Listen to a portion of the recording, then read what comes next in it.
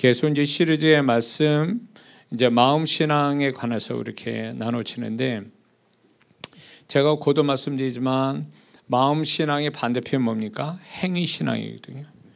근데 우리가 너무 행위 신앙으로 치우치는 바람에 주님의 존재도 잊어버리고 주님과 사귐을 갖는 것도 안 되고, 오로지 행위만 가지고 그걸로 축복받으려고 하고, 그 행위 신앙이 결국 살아있는 신앙, 또 계속 변화되고 영적으로 이기는 신앙을 못 갖는다라는 거예요.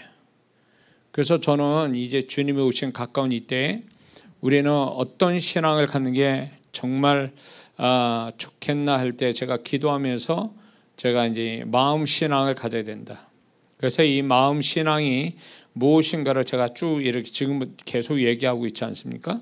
그래서 우리가 마음이 행위보다 앞서고, 그 마음이 주를 향한 마음이 그분에게, 주님께 인정받고, 또 그분이 기뻐하시고, 또 그분과의 사귐에서 전혀 막힘이 없는 그런 신앙을 갖자고 하는 게 이 마음 신앙의 목표입니다.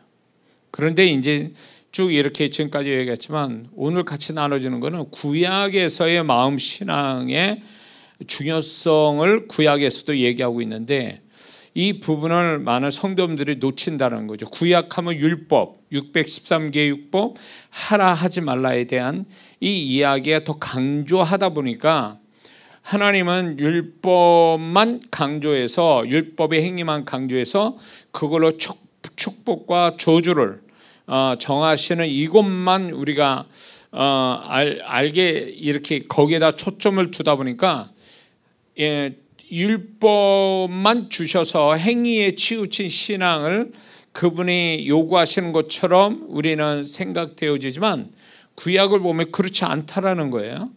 구약의 이렇게 중요한 부분들을 우리가 살펴보면, 하나님이 결코 율법적 행위만을 강조하신 게 아니라 그 이전에 벌써 우리의 마음의 신앙, 마음 신앙을 먼저 강조하고 계셨다라는 것을 구약 성도들도 놓쳤고, 그리고 오늘날 많은 성도분들이 이 그러니까 구약은 결국 행위로 인해서 축복받거나 하나님이 원하지 않는 행위를 가지면 저주받는 이런 개념으로 신앙생활을 하다 보니까, 이런 개념으로 보니까 오늘날에도 구약적 신앙을 가진 성도들이 많다, 그 얘기예요. 그래서 이 부분의 착각에서 벗어나기 위해서, 그리고 이제 예수님이 이 땅에 계시는 동안에도 종교 지도자들이 가지고 있는 착각, 다시 말해서 율법적 행위를 가지면 다 되는 것처럼 생각하고, 그 율법적 행위를 축복받는 게 최고의 신앙이다라고 착각했던 그들을 깨부시는, 그게 이제 신약 신앙이거든요. 신약에서 나타나 마음 신앙을 주님이 어떤 거다라는 걸 얘기하고 계시는데, 우리 이제 먼저 우리는 구약에서 하나님이 율법보다 더 우리 하나님과의 관계 속에서 우리의 마음을 더 원하고 계셨다라는 것을 계시하는 것을 몇 가지 지금 나누려고 하는 겁니다. 첫 번째는 율법 이전에 두 사람을 좀 얘기하고 싶은데, 첫 번째는 에녹입니다. 에녹은 창세기 5장 22절 23절에 우리가 다 아는 것처럼 에녹이 하나님과의 어떤 사이, 어떤 하나님과의 관계에 있어서 마음이라는 것을, 하나님과의 관계가 어떤 행위가 아니라 마음으로서의 관계를 맺는 것이 얼마나 중요하고 그 축복이 얼마나 큰가를 우리는 다 성경에 기록된 것을 우리는 익히 알고 있다는 거죠. 그래서 에녹이 우리가 다 아는 것처럼 하나님과 300년 동안 하나님과 동행하였다 그랬거든요. 하나님과 동행했다라는 말은 원래의 원어적 그 직접적인 뜻은 뭐냐면 산책하다, 걷다, 그런 거거든요. 그건 소위 말하면 같이 누구와 함께 오솔길을 산책하면서 산책하듯이 걸어갔다, 걷다 그런 뜻이거든요. 그게 원래의 원어의 뜻입니다. 그런데 이것이 이제 의역을 좀 하자면 하나님과 동행했다라는 말은 다시 말해서 하나님과 같은 방향 같은 속도로 그분과 함께 모든 걸 친밀하게 나누었다라는 뜻이거든요. 응? 하나님이 이 에녹을 이 에녹이 하나님과 동행하는데 그 율법 이전의 사람이잖아요. 근데 동행을 했는데 결국은 하나님과 친밀한 소통, 교제, 나눔 이걸 가졌다라는 거예요. 그러면 친밀한 소통과 나눔의 전제가 뭐겠습니까? 그거는 마음이죠. 행위가 아니잖아요. 마음을 서로 주고 나눠 이렇게 나누었다라는 뜻이거든요. 내가 친한 친구하고 오늘 시간 보냈어 할 때 그 행위가 아니라 그 친한 친구 때문에 난 행복했어라 할 때 그게 단지 무슨 행위의 문제가 아니잖아요. 마음과 마음이 서로 맞닿아서 그 마음과 마음이 맞아서 거기서 행복감을 가졌다는 얘기잖아요. 그러니까 이 에녹이 바로 그런 관계를 가졌다는 거야. 하나님과. 그때 당시의 사람들하고 다르게 하나님의 존재와 함께 나눔을 가졌다. 그러니까 어떤 행위를 요구한 게 아니라 그 하나님과 모든 삶을 나누고 그분을 알아가기 위해서 그분과 교제했다. 이런 거거든요. 동행했다는 얘기가. 그러니까 이거는 어떤 마음이 서로가 소통되고 마음을 주고받는 사이가 아니면 이렇게 될 수가 없는 거죠. 결국 이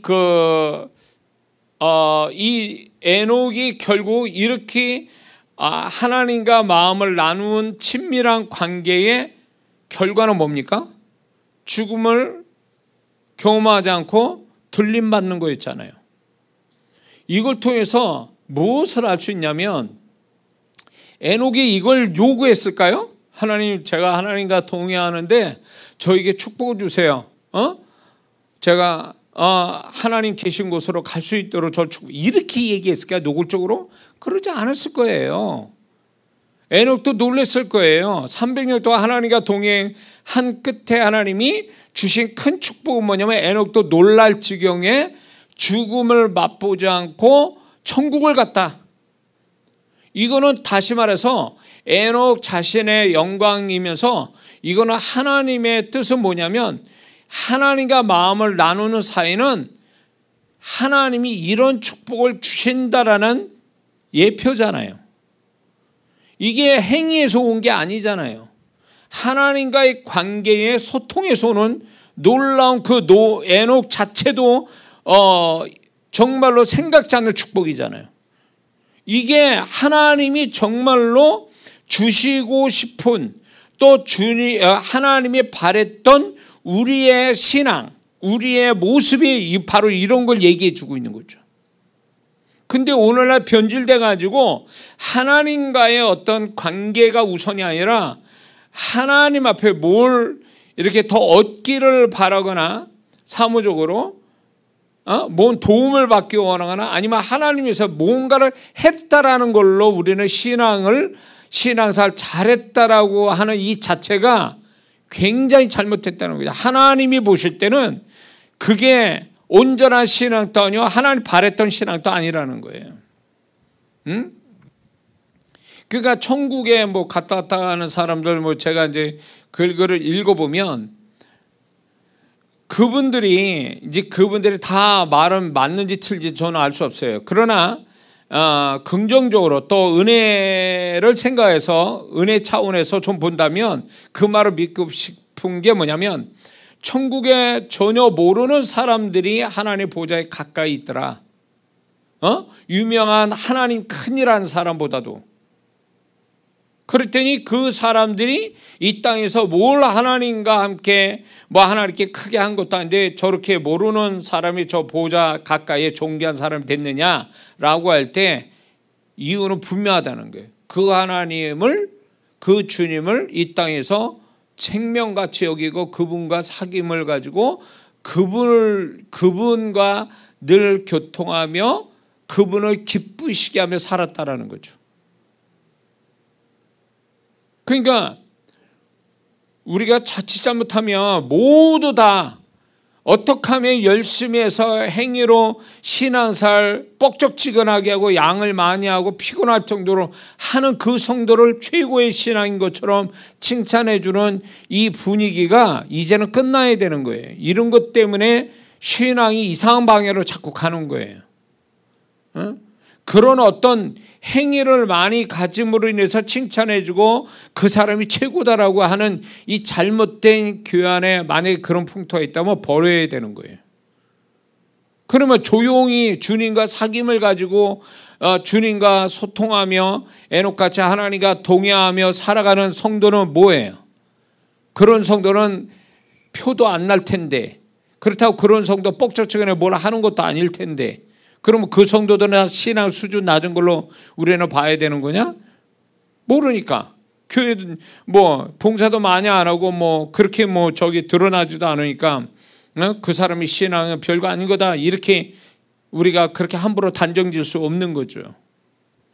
그러니까 이게 너무 우리 눈에 보이는 걸로 판단하는 걸 기준 삼다 보니까, 판단하고 기준 삼다 보니까 정말 하나님이 바라시는 신앙이 뭔지를 우리는 잊어버릴 때가 있다는 거예요. 근데 구약조차도 율법, 행위를 강조하는, 그 행위로 저주와 축복을 가르게 하는 이 율법적 행위를 강조하는 구약에서도 하나님은 그게 아니라는 거예요. 나는 그거를 강조한 게 아니다, 이렇게.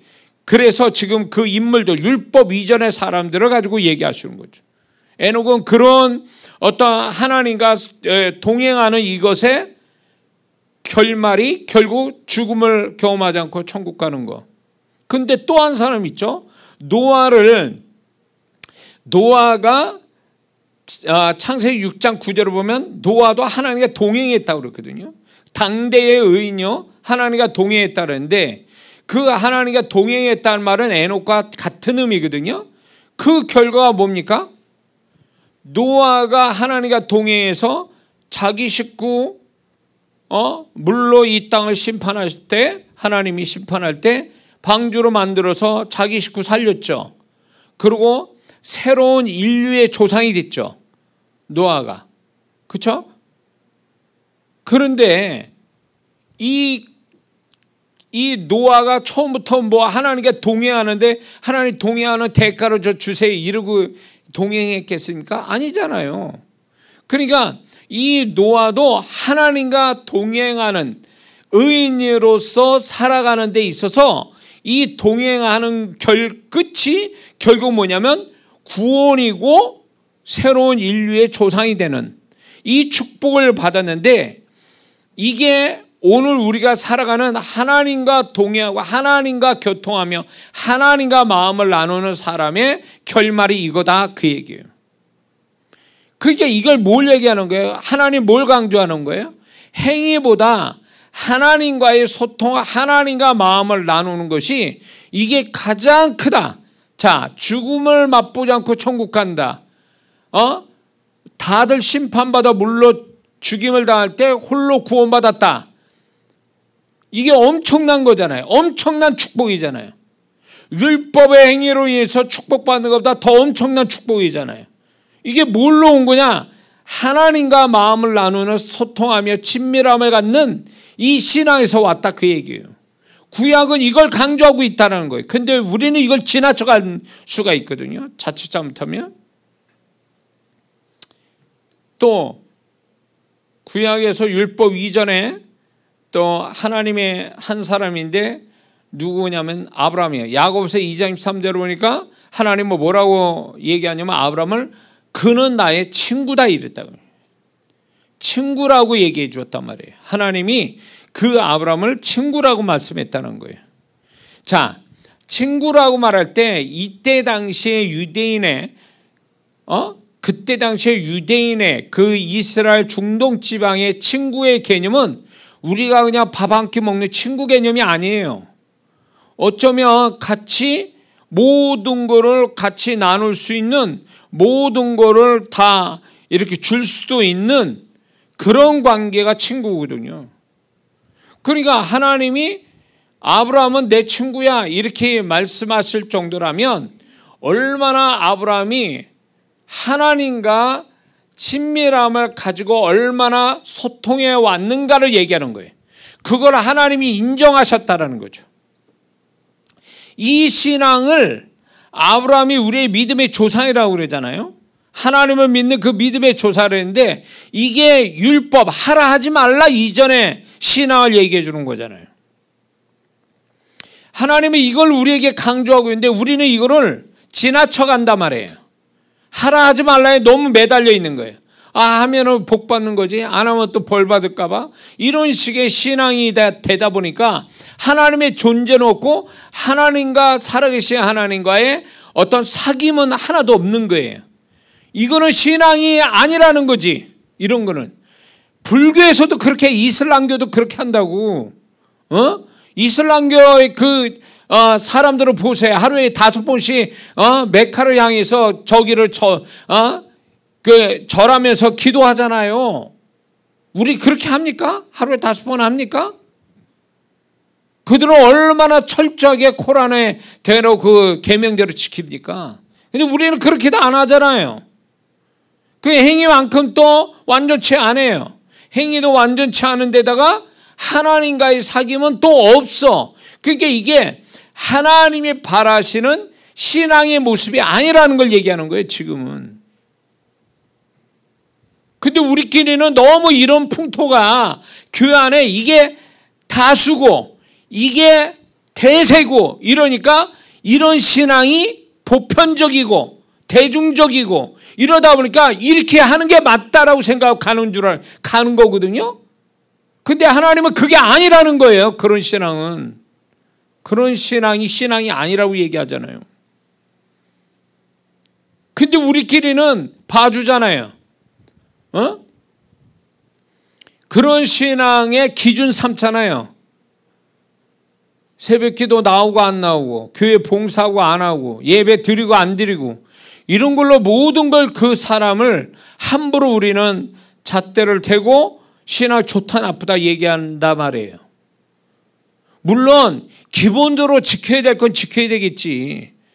근데 우리가 그 어떤 신앙의 어떤 열심을 내는데 몸으로 열심 내는 그 신앙 행위를 가지고 우리가 그 사람의 하나님인 것처럼 우리가 판단해서는 안 된다는 거예요. 좋다 나쁘다 말할 수는 없다는 거예요. 안 하는 사람은 신앙 안 좋고 많이 하는 사람은 신앙 좋고 그건 아니라는 얘기지. 응? 율법 이전에 에녹이나 노아나 아브라함 공통점이 뭐예요? 살아계신 그분과 사귐이 있었다. 그것도 그냥 사무적인 사귐이 아니라 친밀한 사귐이 있었다. 이게 공통점이에요. 이 신앙을 우리가 가져야 된다고 생각해 보세요. 에녹과 아브라함과 노아에 관한 기사가 그 기록이 얼마나 많습니까? 뭘 얘기할까요? 수많은 천년의 세월 산 사람도 단 2줄로 끝나버린 인생에 그 이 세 사람의 사건이, 이 세 사람의 이야기가 얼마나 성경에 많이 기록되어 나오느냐 그 얘기예요. 그러면 그게 뭘 얘기하는 거예요? 하나님이 그런 신앙을 요구한다는 거 아니에요? 응? 근데 우리는 이걸 놓친다라는 거죠. 분명 구약에서도 하나님과 마음이 맞닿은 하나님의 사람들이 있어 이걸 기록했다라는 것은 시대가 바뀌어도 몇천 년이 흘러가도 하나님이 바라시는 신앙의 모습은 달라진 게 없다 그 얘기지. 아무리 우리가 지금 살아가는 세상이 그 옛날하고 엄청난 차이가 난다 할지라도 사는 모양이나 이런 건 차이가 날지 몰라도 신앙에 관해서는 차이가 날 수가 없다 그 얘기예요. 그러면 율법 이후의 사람을 보자고요. 율법 이후의 사람을 한 2 사람을 꼽자면 다윗을 먼저 꼽을 수 있죠. 다윗을 하나님이 존귀하게 여겼습니다. 왜 그랬을까요? 그는 내 마음에 합한 자라고 사도행전 13장 22절 뭐 사무엘상 13장 14절에서도 얘기를 하고 있는데, 내 마음에 내 마음에 합한 자라는 건 내 마음에 꼭 맞다라는 게, 내 마음과 똑같다 그런 얘기 아니에요? 이런 하나님이 이렇게 말씀한다는 게 뭘 얘기할까요? 일방적일까요? 그분이 일방적으로 다윗을 그렇게 생각했다라는 거예요? 아니요. 다윗의 생애를 보면 다윗이 하나님과 마음을 맞춰가는 인생이었다라는 거죠. 자기 마음만 있는 게 아니라 하나님의 마음을 알아서 하나님 마음이 자기 마음이 되는, 하나님과 마음과 똑같아지는 삶이었다라는 거죠. 그 신앙이었다라는 거예요. 그 신앙이 어디서 나냐면 시편 보면 더 정확해요. 다윗은 시편에, 그 다윗이 쓴 시편은 한 62편 정도가 되는데, 거기에 그 시편을 보면 뭐 감사와 경배, 무슨 뭐 개인적인 찬양, 개인적인 고통, 그 다음에 참회하는 거, 이런 것들이 나옵니다. 근데 이 다윗의 이 신앙 고백이, 하나님 앞에 하는 이 고백이, 그거를 성령의 감동을 쫓아 그 시편을 읽어보면 다윗이 얼마나 하나님이 그 밑바닥에 죽음을 느낄 정도의 그 상황에서도 얼마나 하나님과의 마음이 이렇게 맞추려고 하고 그 하나님과 마음이 맞닿기를 얼마나 사모하는지를 우리는 시편 보면 알 수 있는 거죠. 그거는 결국 뭐냐면 다윗은요, 그 당시에 희귀한 신앙을 가진 사람이에요. 왜? 그 당시에 율법만 잘 지켜도 하나님이 축복하셨어요. 그런데 다윗은 율법 위에 신앙을 가진 사람이에요. 뭐요? 살아계신 하나님과 소통하며 그분의 마음과 똑같은 마음을 가지고 사는 사람이었으니까.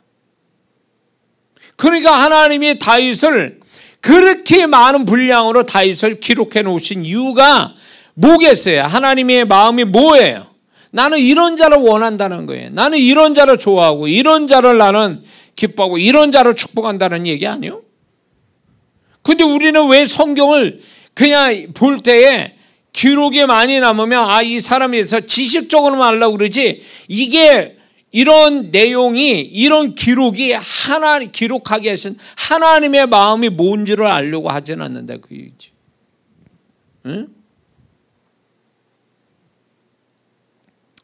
그렇기 때문에 이 다윗은요, 소위 말하면 구약의 율법 속에 사는 구약 신앙을 뛰어넘은 사람이에요. 그러니까 이거는 신약에 와서야 맞는 신앙인데, 이 사람은 시대를 앞서간 신앙이란 말이에요. 다윗이. 응? 바로 하나님이 이런 신앙을 요구하는 거 우리한테 지금. 그러니까 이런 사람을 기록해 놓고 우리가 보라, 이런 사람을 네가 자세히 봐라. 왜 내가 이 사람들을 내가 이렇게 대하는가에 너는 이런 사람 통해서 내 마음을 헤아려 보라는 거 아니에요. 근데 우리는 까막눈이 돼가지고 성경을 이해는 하는데 그 말씀 속에 하나님의 마음은 이해를 못하고 있는 거지. 성경을 잘못 보는 거예요. 그렇게 되면 성경이 뭐겠습니까?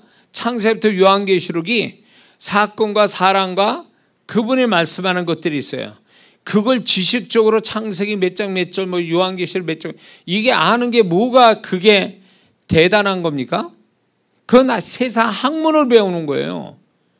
중요한 건 뭐냐면 하나님이 그 모든 성경에 흐르고 있는 모든 기록된 걸 통해서 하나님의 의도가 있는 거예요. 그 밑바닥에 하나님의 뜻이 있고 하나님의 의도가 있는데, 이거를 우리는 발견하고 이거를 아는 자가 성경을 아는 자라 그 얘기예요. 근데 우리는 그런 모든 걸 통해서 하나님이 왜 이렇게 말씀하고 왜 이 사람을 어떻게 하고 왜 이 말씀하시고 이런 것들을 그분의 심중을 알아보려고 하는, 이게 돼야 성경을 제대로 알기 시작하는데, 우리는 하나님을 아는 게 아니라 성경의 기록을 이해하고 암기하고 기록을 기억하려고 하는 대로 멈추니까 이게 성경을 잘못 보고 있는 거죠. 성경을 백도가 뭐하냐고. 지식적으로 알고 있는데 성경이 세상 어떤 학문의 같은 수준의 성질의 것이냐고. 성경이 하나님의 그 성경 안에서 하나님의 심정을 발견하는 게 성경을 잘 보는 거 아니요?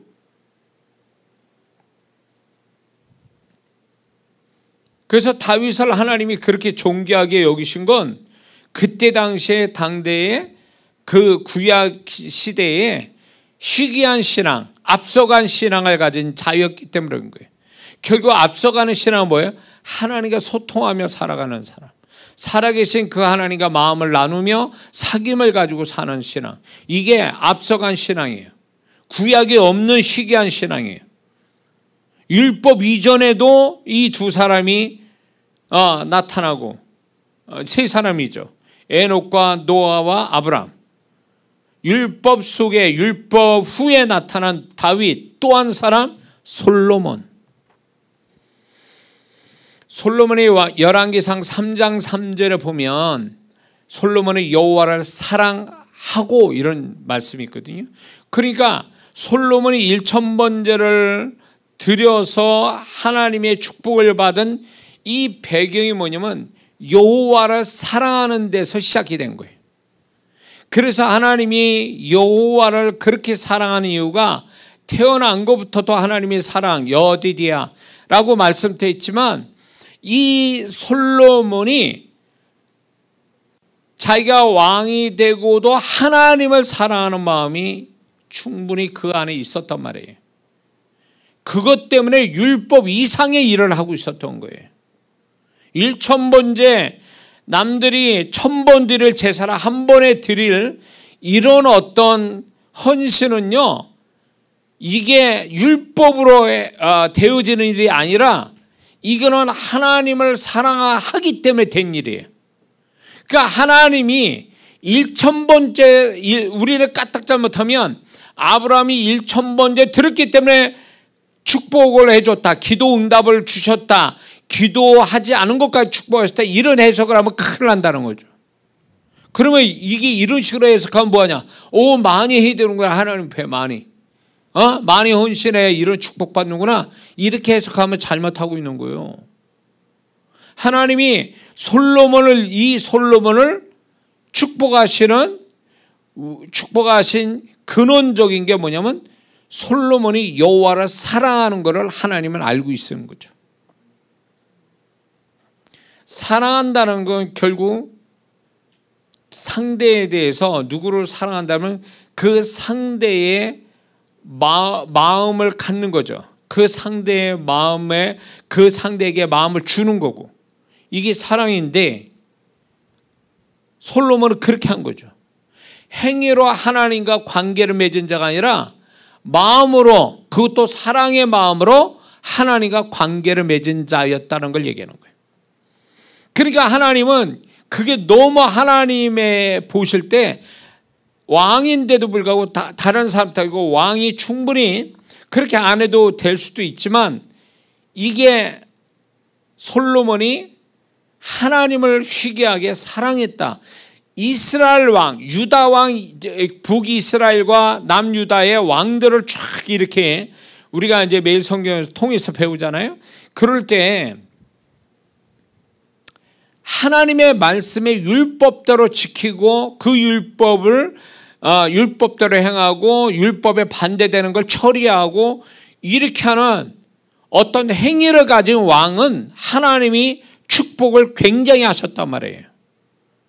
율법의 행위를 잘 지키는 것도 이렇게 축복하는데, 율법 위의 신앙, 다시 말해서 하나님과의 관계를 가지고 그 하나님께 마음을 드리고 그분과 소통하고 살았다는 것은 그 율법 위에 있는 하나님을 기쁘시게 하는 거라, 그 얘기예요. 그러니까 솔로몬이 엄청난 축복을 받은 게 바로 1000번제가 아니라, 그가 율법적 행위가 아니라 하나님과의 사귐에서 온 그 마음과 마음을 마음을 드리고 그분께 사랑의 마음을 드리는, 그리고 그분과 소통하는, 이것이 솔로몬 자신의 엄청난 축복을 가져오는 계기가 된 거예요. 율법 이상의 축복을 받은 거예요. 율법 행위 이상으로. 그러니까 이게 여기서 또 우리가 한 가지 알 수 있는 건 뭐냐면, 솔로몬의 이 신앙, 여호와를 사랑하는 이 신앙이 어디서 온 줄 아세요? 영적 유전이에요. 아버지로부터 온 거예요. 다윗. 이 다윗의 하나님을 사랑하고 소통했던 이게 유전으로 솔로몬에게 흘러 들어간 거예요. 저는 여기서 보면서 제가 어디 가든 설교는 꼭 한 번 하는 게 뭐냐면, 자식을 위해서라도 신앙생활 잘하라는 거예요. 자식을 위해서라도. 부모가 하나님 앞에 신앙생활 잘하면 부모가 얘기 안 해도 하나님이 알아서 이 신앙을 유전으로 물려준다는 거지. 유전으로. 영적 유전. 그거는 육체적인 DNA로 물려주는 게 아니라 하나님이 알아서 그 자식에게 이 유전으로 물려주는 거예요. 저는 이 하나님의 은혜가 굉장히 크다는 거죠. 저도 지금 이제 제 아들을 이렇게 열심히 전도사로 이제 사역을 하는데, 이렇게 보면은 내가 가르쳐준 거, 물론 가르친 것도 있지만 가르치지 않았는데도 나름대로 열심히 하나님의 사역을 하고 있는 걸 보면, 내가 지금까지 나하고 박 목사가 하나님을 위해서 섬기고 애쓰고 힘쓴 것들이 헛되지 않았구나.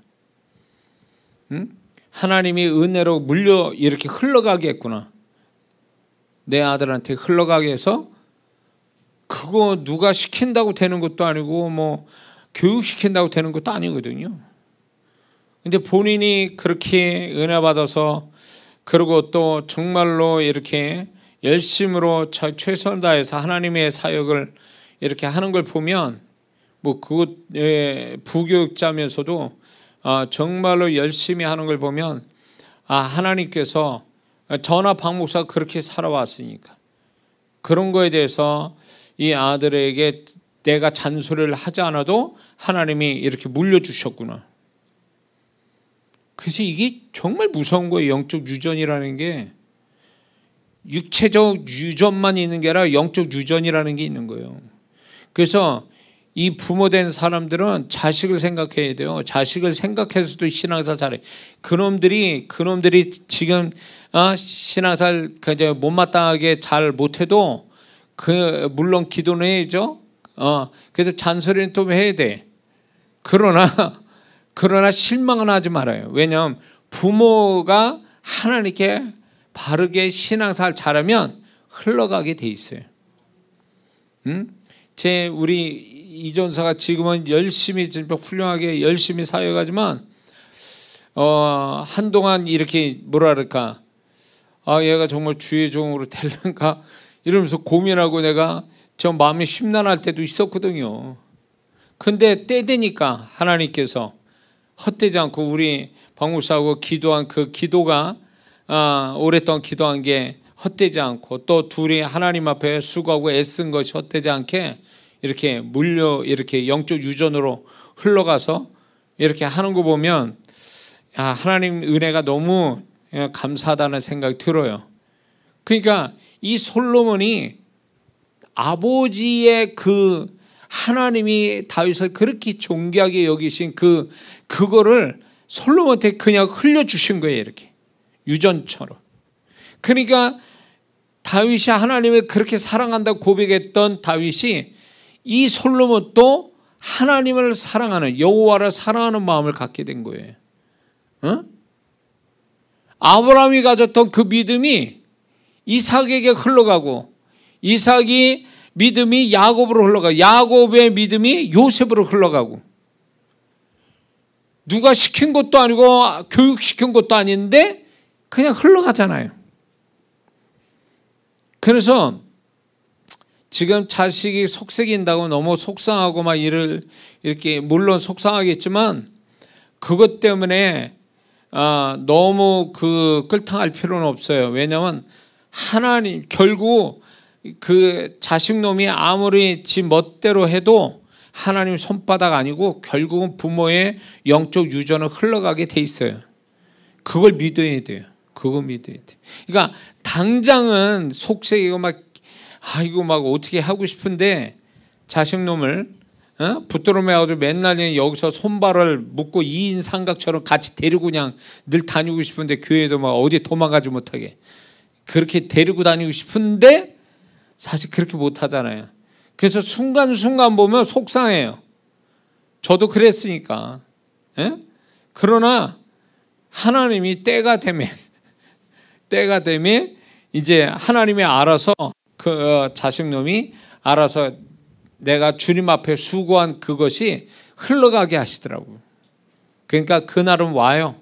그러니까 절대로 실망하지 말고 하나님의 은혜의 때를 기다리세요. 예, 그리고 이게 있어요. 제가 또 얘기하는 게 아직 미혼 청년들한테 얘기하고 싶은 게 뭐냐면 청년 때 신앙생활 잘하라는 거예요. 잘하라는 거예요. 왜냐?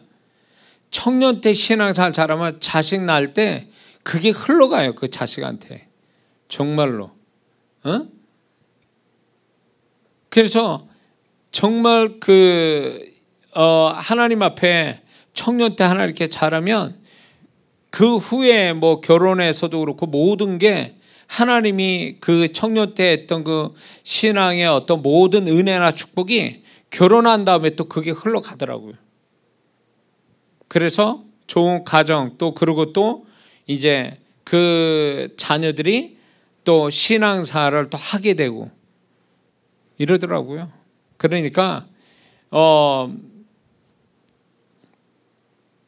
제가 또 이런 게 하나 있어요. 그게 뭐냐면 제가 이제 신앙사를 하다가 이제 중간에 이제 세상으로 돌아갔다가 다시 주님께 돌아온 그게 있어가지고 나는 우리 아들 또 그럴까봐 이게 제가 이 부분은 제가 이제 이 어떤 뭡니까 유전 이런 부분에 대해서 영적 유전에 대해서 유산이 아니라 유전 그 영적 유산도 물려가지고 영적 유전 이게 뭐냐면 제가 주님을 떠나서 있었던 그것 때문에 제가 기도 엄청 많이 했어요. 결혼하고 나서 혹시나 얘가 내 인생을 그대로 밟을까 봐. 그래가지고 우리 아들은 남들은 뭐 일반대학 다니다 신학교 가라 그랬는데 저는 바로 신학교를 보낸 이유가 거기 있어요. 나도 그랬으니까. 자칫 잘못하면 세상으로 빠지면 또 쥐짓고 살면서 하나님께 정결하게 드려야 될 인생을 세상에 빠졌다 돌아오면 뭐가 좋을 게 뭐 있어요. 그러니까 그냥 바로 신학교를 가서 해서 지금 신앙생활 정말 잘하는데 그래서 제가 이런 거예요. 청년 때 신앙생활 잘하면 자녀도 그렇게 흘러간다는 거예요. 그렇기 때문에 미혼 청년들은 지금 주님을 섬기고 살아가는 이것이 얼마나 장래의 축복을 가져올지를 믿음으로 바라봐야 돼요. 그게 다 자녀들한테 또 흘러갈 거니까 결혼하면 그게 다 하나님의 축복의 가정으로 또 자녀한테 흘러갈 거니까. 그래서 청년 때 절대로 주님 떠나지 말고 주님 안에서 열심히 헌신하고 수고하면 그게 다 만날 배우자를 만나서 가정을 이루고 자녀를 이룰 때 그게 다 흘러간다니까요. 그 축복이. 예? 자, 그래서 이제 솔로몬 또 아버지의 영적 유산, 영적 유전이 이제 하나님을 사랑하는 것이 흘러와서 이제 솔로몬이 그랬죠. 그러니까 하나님이 다윗도 굉장히 위대한 왕을 하나님 존귀해서 위대한 왕이 되게 하시고 그리고 솔로몬도 전무후무한 왕이 되고 이게 다 뭐 때문에 된 거예요? 율법의 행위로 된 게 아니에요. 율법의 행위로 된 게 아니라 하나님과의 사귐, 하나님께 마음을 드리고 하나님이 원하는 마음을 가지고 하나님과 사귐을 가진 이 신앙에서 온 거예요. 이게 그래서 이 신앙이 오늘날 우리에게 너무 중요한 거예요. 교회만 왔다리 갔다리 하고 이걸 다 했다라고 생각하고 교회 문밖만 나가면 세상 사람처럼 살고 말이에요. 이런 사람이 무슨 하나님의 크신 축복을 받겠냐고. 그건 축복도 못 받아요. 그렇게 되면.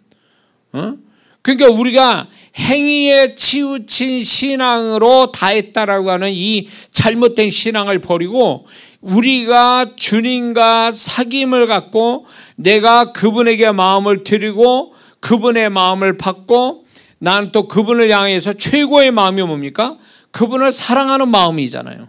이런 마음을 가지고 그분과 사귐을 갖는 것이 오늘날 최고의 신앙이고 이 시대에 하나님이 바라시는 신앙의 모습이라는 거예요. 할렐루야. 자, 제가 한 두 가지만 얘기하고 마칠 겁니다. 하나님이 사랑이라는 단어를 직접 처음으로 이스라엘 백성에게 사용하십니다. 출애굽기 20장 4절과 6절을 보면 이런 말씀이죠. 너를 위하여 제2계명이죠. 너를 위하여 새긴 우상을 만들지 말고, 그러면서 제2계명을 얘기하시면서 뭐라고 얘기하시냐면 나를 사랑하고 내 계명을 지킨 자에게는 천대까지 은혜를 베풀어요. 여기 중요한 게 뭐냐면 율법을 얘기하는데 행위를 얘기하시는데 이 계명 행위를 얘기하기 전에 뭘 얘기하냐면 나를 사랑하고 이 단어로 꼭 넣으셨잖아요. 이걸 말씀하셨거든요. 이걸 빼먹은 거예요. 이 종교 지도자 유대인들은요.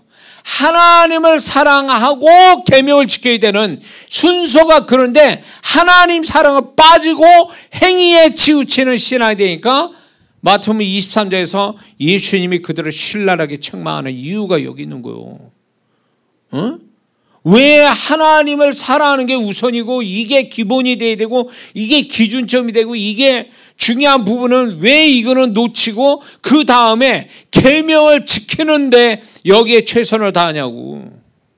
그러니까 계명을 지켜도 하나님 사랑하는 게 없으면 이 계명 지키는 목적을 잃어버렸다 그거예요. 유대인들은 그랬단 말이에요. 종교 지도자들은 하나님 사랑한 걸 그러니까 오죽하면 주님이 너희 안에 하나님 사랑하는 것을 하나님 사랑하는 게 없다 이렇게 말씀했잖아요. 율법을 아무리 지키면 뭐하냐고. 율법 이전에 율법은 결국 하나님을 사랑하게 만들고 하나님을 사랑하는 그 표현이 행위인데, 그러니까 오늘날 많은 성도분들이 하나님을 사랑하는 표현으로 행위를 갖는 게 아니라 그 행위만 갖고 있는 거예요. 마음에 하나님 사랑하는 건 없고, 그러니까 하나님이 기뻐할 수 없는 거예요.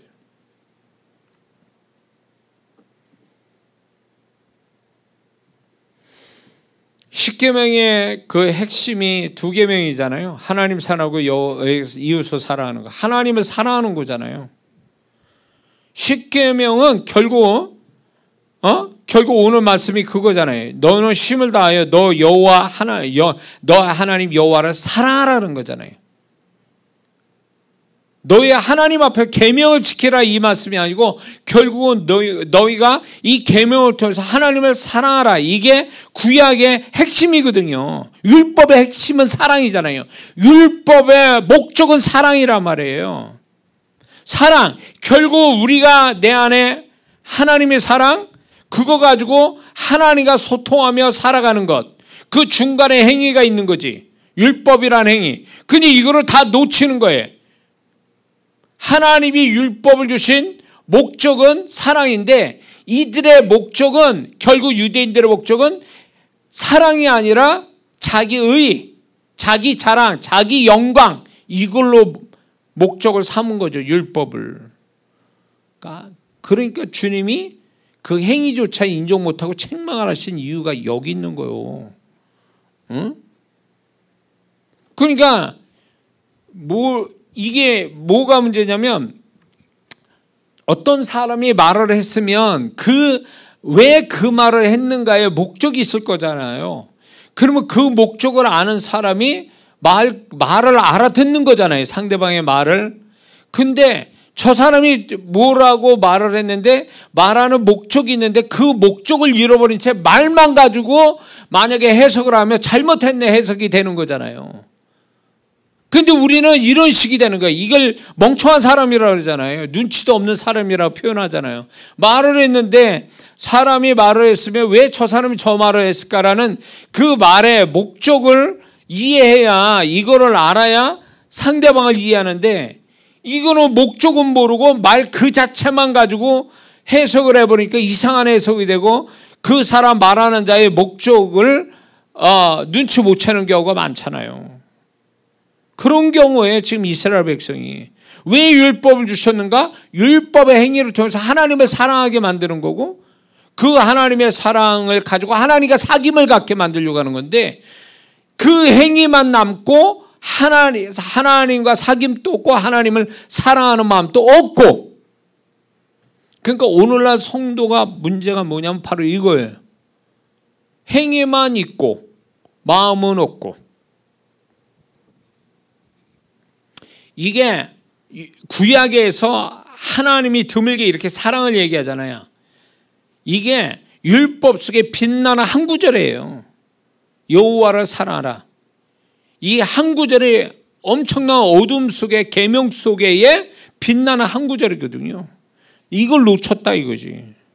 구약의 성도들은 주님이 오실 때까지. 근데 하나님을 사랑하는 거와 또 하나 하나님이 구약에서 강조하는 게 있습니다. 그게 뭐냐? 경외라는 단어예요. 경외. 여호와를 경외라는 이 단어가 구약에 164회가 나오거든요. 구약만 164회가 경외라는 단어가 나오는데, 이 경외가 뭡니까? 뭐냐면 공경하면서 두려워한다는 거예요. 이게 경외라는 단어는요, 결국 뭐냐면 내적인 거예요. 마음에 관한 거예요. 결국 그러면 뭘 얘기하냐면 율법의 행위를 통해서 적어도 하나님의 택한 백성이 하나님을 경외하는 마음, 이 경외하는 마음이 더 지나면 사랑하는 마음, 이걸로 가는 건데, 이게 결국은 신앙의 핵심인데, 마음에 관한 신앙이 없다 보니까 행위로 치우치고 행위로 합리화시키는 거죠. 그러니까 이게 하나님 뜻과 다르게 신앙이 나와버린 거예요. 변형된. 근데 분명한 것은 하나님은 율법의 행위를 목적 삼아 그것이 전부라고 얘기 안 하고, 율법을 주신 하나님의 존재와 사귐을 갖고 그 사귐에서 하나님을 경외하는 마음, 하나님을 사랑하는 마음을 갖는 것이 구약의 신앙의 핵심이고 율법을 주신 목적이 여기 있는 거예요. 이해가 됩니까? 근데 많은 오늘날 구약 성도도 착각을 일으켜가지고 그 대표적인 인물이 종교 지도자들이잖아요. 결국은 행위로 치우쳤잖아요. 결국 자기 의로 삼고 자기 영광으로 삼았잖아요. 응? 자기 자랑으로 삼고. 완전히 변질된 거잖아요. 하나님의 목적을 잃어버린 자들이. 그러니까 아무리 무슨 콩도 반쪽으로 나눠서 11조 바치고 아무리 뭐 일주일에 몇 번씩 금식하는데 무슨 소용이 있어요? 그 행위가. 유대인끼리는 존경받는, 저 사람 율법 잘 지켜, 존경받는 선생인지 몰라도 주님이 볼 때, 하나님 볼 때는 더러운 거예요. 그 마음이 더럽고 하나님 사랑도 없고 행위에 치우쳐서 자기 자랑 삼는, 그거는 인정도 못 받고 칭찬도 못 받고 오히려 책망을 받을 수밖에 없는 존재라는 걸 얘기하는 거잖아요. 응? 그러니까 우리가 이 구약에 하나님이 우리에게 우리 이 구약을 우리는 흔히 구닥다리로 여기고, 어떤 사람 심지어는 구약은 필요 없다 있다 이 소리를 하는 사람도 있어요. 유튜브에 어떤 인간이 모르는, 신앙을 가졌다는 인간이 그런 말을 하고 있어요. 구약이 필요 없다는 거예요. 시대가 지나가지고. 말 같지도 않는. 구약을 통해서 하나님은, 우리가 이 구약을 잘못 이해하게 되면 하나님은 잘못하면 징계하고 율법을 잘 지키면 축복이고 안 지키면 징계받고 심판받고 저주받고 이런 식으로만 거기다 포커스를 맞춰놓으니까 구약은 하나님은 그런 걸로 처리하신 줄 알아요. 그러나 지금 저와 여러분들이 나눌 때 얼마나 그분이 얼마나 이런 신앙을 구약에서도 요구했는지 분명히 말씀하고 있다고요. 그게 막 그냥 자주 반복돼서 나오진 않았어도 그게 그 한 구절 한 구절이 빛나잖아요. 다른 어떤 거에 있어서 엄청 빛나는 구절인데 이걸 다 놓친 거예요. 까막눈이 돼가지고 이게 소경이 돼가지고. 근데 오늘날 이 구약적 신앙, 이렇게 하나님이 원치 않는 구약적 신앙을 지금 또 갖고 있는 성도들이 있다는 게 문제인 거예요. 근데 지금 있는 그 잘못된 신앙을 가진 사람 구약에다 보내잖아요. 그건 신앙이라고 취급도 못 받아요. 이런 사람은요. 왜? 완벽하지도 않는 대충하고 잘라먹고 그런 사람이 무슨 뭐 구약 가면 구약 시대로 이 사람이 갈 수 있다면 구약에서 축복이나 받겠습니까? 어림도 없지. 근데 그거 가지고 명함 내민단 말이에요. 하나님 앞에. 이거 가지고 성도들한테 칭찬받으려고 하고. 그게 신앙이냐 말이지. 그분이 바라시는 거는 결국은 하나님을 마음으로 경외하고 사랑하고 그리고 그분과 사귐 있고 이미 율법 이전의 사람을 통해서 우리에게 강력하게 말씀하셨잖아요. 이미 보여주셨고 그 사람들이 마음과 그 마음 신앙을 가지고 하나님과 사귐을 가질 때 그 끝이 어떻게 되는지를 우리는 다 봤잖아요. 그걸 우리에게 주시고 싶어하는 그 하나님을 우리는 변함없으신 어제나 오늘이나 동일하신 그분이 그렇게 이미 계시는데 우리는 까막눈이 돼가지고 그걸 모르고 사는 거예요. 그냥 이렇게 그분과 마음 신앙으로 그분과 사귐을 가지면 그 끝에는 어마어마한 이런 일들이 있다라는 걸 성경을 통해 보면서도 그건 옛날 얘기로 다 알고 있는 거죠. 그 사람만의 이야기로. 그러니까 이게 분별을 못하니까 무지하니까 그러는 거예요. 자, 제가 이 한마디 하고 이제 우리가 설교를 마치려고 하는데 왜 나는 신앙 행위를 다 가지고 잘했는데 왜 나는 축복도 없고 은혜도 없는 것 같고 모자라고 부족하고 안 되는 일이 왜 이렇게 많은가? 신앙생활 나름대로 열심히 행위를 가지고 했는데 이런 만약에 스스로 이런 의문점이 든다면 답은 명확하게 이거예요. 뭔지 아세요? 마음을 다했냐 그거예요. 그분과 마음으로 사귐을 가졌냐 그거요. 그 마음에 여호와를 경외하고 그분을 사랑하는 마음이 생겼냐 그거요. 없으면 그거 없이 몸뚱이만 했다? 그러니까 축복이 없는 거요. 이게 거꾸로 된 거요. 여호와를 경외하고 여호와를 사랑하는 그 표현이 행위가 돼야 되는데 이게 그 마음의 표현이 행위가 아니라 마음의 표현은 없고 행위만 있으니까 축복은 없는 거예요. 하나님이 인정 못 받는 거예요. 그러니까 하나님 앞에. 그런데 오늘날에도 이런 성도가 있다는 구약적 신앙으로 행위를 가졌으니 축복 내놓으라는 거지. 이거는 하나님 몰라도 한참 모르는 거야. 야, 내가 행위만을 요구하냐? 네 마음에 나를 향한 마음의 표현으로서 행위를 원하는 거지 행위만 요구했냐 그거예요. 행위만.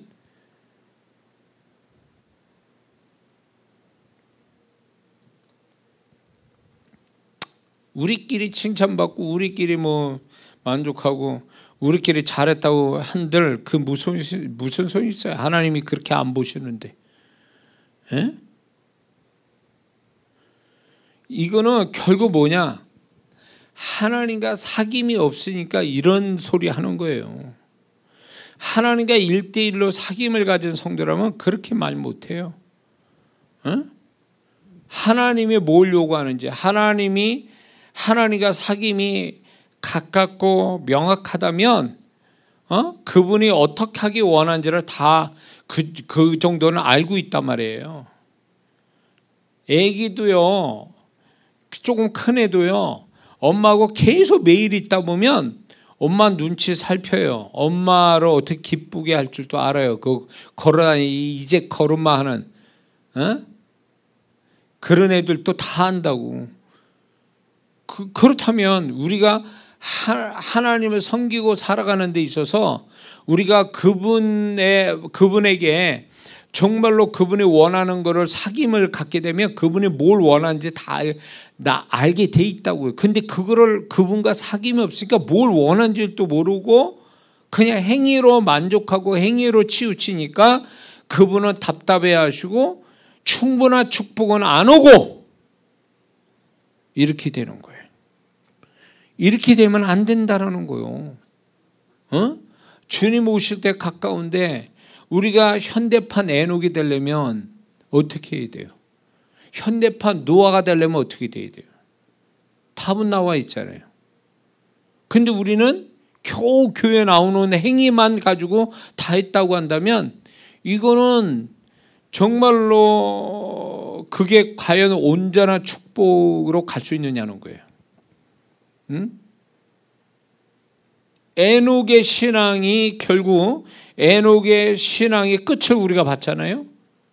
우리가 현대판 에녹이 돼야 된다는 거죠. 현대판 노아가 돼야 돼요. 하나님과 동의하는 사람. 노아는 에녹은 죽음을 맛보지 않고 천국 간 사람이지만 노아의 개념은 달라요. 노아는요, 자신은 그 8가족이 구원받고 물의 심판에서 구원을 받았지만 중요한 건 뭔지 아세요? 그 당시에 사람은 심판받았다는 거예요. 노아는 구원받고 나머지 인간들은 심판받았다는 거예요. 그러니까 구원과 심판이 동시에 온 거예요. 그게 노아예요. 노아 때 얘기예요. 그러면 오늘 우리가 주님 오심이 가까운 이때에 우리가 노아같이 살면 휴거되어 죽음을 맛보지 않고 애원처럼 공주에서 주님을 만날 수 있지만 남아있는 사람은 뭐예요? 심판받는 거예요. 구원이냐 심판이냐, 들림이냐 심판이냐, 이게 동시에 일어난다는 거예요. 그러면 우리가 어떻게 살아야 되는 거예요? 어떻게 살아야 되는 거예요? 에녹과 노아같이 살지 않으면 안 된다 그 얘기요. 그렇게 살아두고만 안 살아두고만 아니라 그렇게 살아야 되는 거예요. 이미 성경의 구약에서 이미 율법 이전의 사람을 통해서 우리에게 계시하고 있는 거예요. 이게. 그래서 신앙생활 잘해야 됩니다. 그래서 우리가 구약을 오해하지 마세요. 하나님이 행위만 치우쳐가지고 뭐 그렇게 말씀하는 그분이 아니라는 거예요. 그분이 원래 우리가 뭘 요구하는지를 그분에 계셨는데 왜 행위를 요구하시냐면 이게 마음신앙이 되기 위해서는 그 과정이라는 게 필요한데 바로 하나님과 마음이 소통되는 신앙이 인간은 타락해가지고 죄성을 가지고 사니까 그게 안 되는 거예요. 안 되니까 율법이라는 걸 통해서 하라 하지 말라를 통해서 과정을 겪어서 오게 만드시려고 율법이라는 다리를 놓은 거란 말이에요. 그러니까 율법이라는 이 다리를 건너지 않으면 하나님과의 사귐을 갖기 어렵다라는 거지. 근데 이 다리조차도 건너갈 줄을 못하니까 그러니까 하나님 사랑하고 하나님 경외하는 건 그림의 떡이 되는 거죠.